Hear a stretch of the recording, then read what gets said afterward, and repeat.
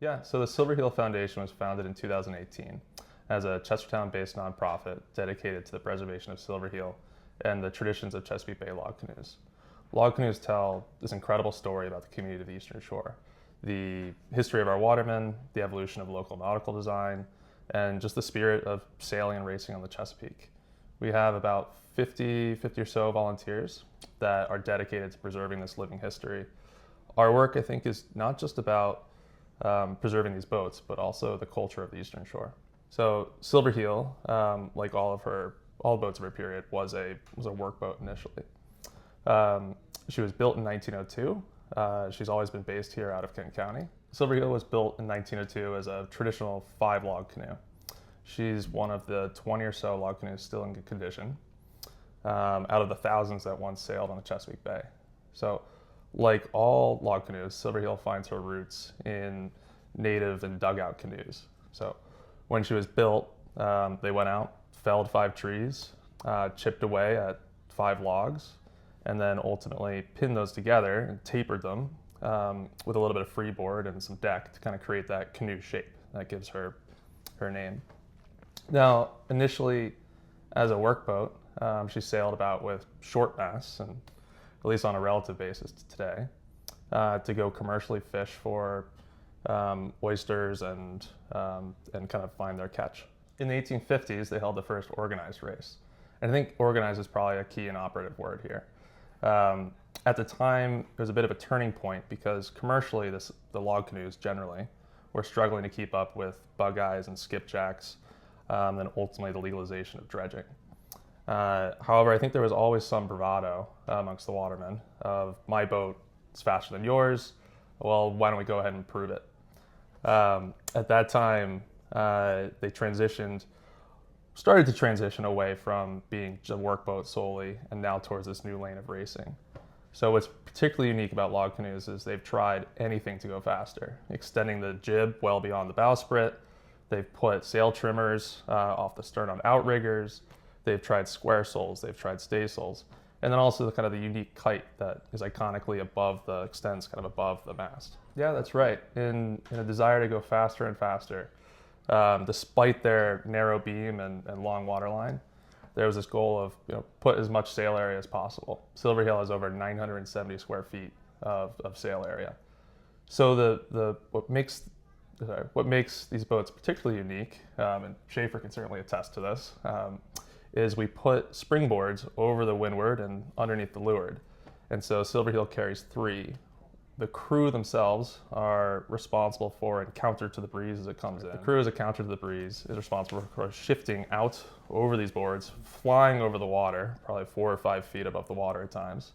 And then through the tacks and maneuvers, they have to somewhat through a ballet-like process, hopefully get the boards across and over to the new windward side. So when I was in high school and boarding school, I had an English teacher who had written a book called The Waterman. And he'd been raised in New England, but his family was from the Eastern Shore. He spent a year on Tillman Island researching his background, if you will.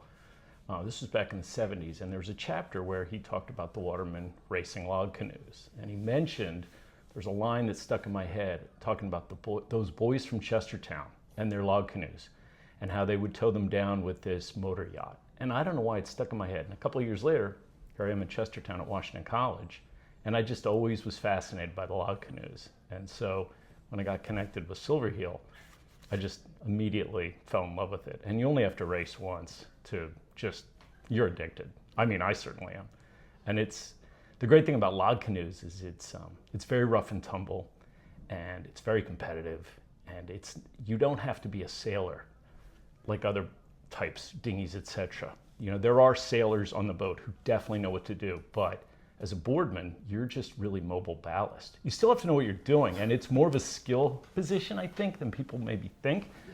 But you don't have to be Dennis Connors to sail, and it's just such a blast because it is so competitive. But if you have a crew that's been together for a while, you get a sense of who goes in, and you start to feel the boat. I mean, if you're a bigger boardman like Pierce or I, you might only have to just lean forward or back, If you're smaller, you might scoot down the board, and it depends on the wind. And it's never on the Eastern Shore. It's never steady. So you could have a 4-mile run, but you're in and out, in and out, in and out all the time. And the more blustery, the more movement. It's exhausting to do that. Yeah, so the Silver Heel Foundation is 100% volunteer driven. We have an incredible group of volunteers and foundation members that help support our 3 key initiatives: preservation, sailing, and then community. So Silver Heel herself is a 123-year-old boat, so there's quite a bit of upkeep required. Schaefer and a few of the crew take lead on that aspect. She's also been listed on the National Register of Historic Places. So our first focus is really on Silver Heel herself. However, we call it kind of living history because Silver Heel still races today. So we compete in the 9 regatta High Point Series that's held between the Chester River, the Tread Avon, the Miles River, and the Chop Tank each summer. But community is also an incredibly important part of our mission. So we look to participate, off the water, we look to participate in events like downrigging. We partner with local schools and organizations. We also look to support local artists. Ultimately, I think we're not just here to protect these boats, but also the kind of culture that makes the Eastern Shore so unique. Yeah.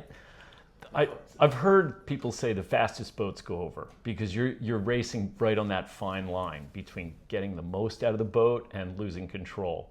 And you see that some of the better boats go over more often than others. Since I've been with Silver Heel, I think we have averaged 1 capsize a year. And not very much, do they? Silver Heels probably draws, without the centerboard, what, 8 inches? Oh, without the centerboard, she's just about a skiff. But we have a drop-down centerboard that is about 7 feet? 7 feet? Yeah. Okay. Mm-hmm. Right. We need and hope that the Chestertown community gets involved. Come out and see us on the water. We'll be racing on the Chester River in July of this coming year. But also come and join our maintenance program. Get involved, become a member of the foundation. We're always looking for new volunteers, foundation members, and businesses that are just interested in keeping the Eastern Shore unique and special.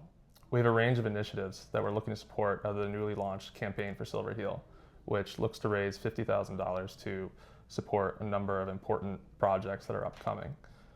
There's some rot that we need to address in Silver Heel's hull. We're looking to replace several sails.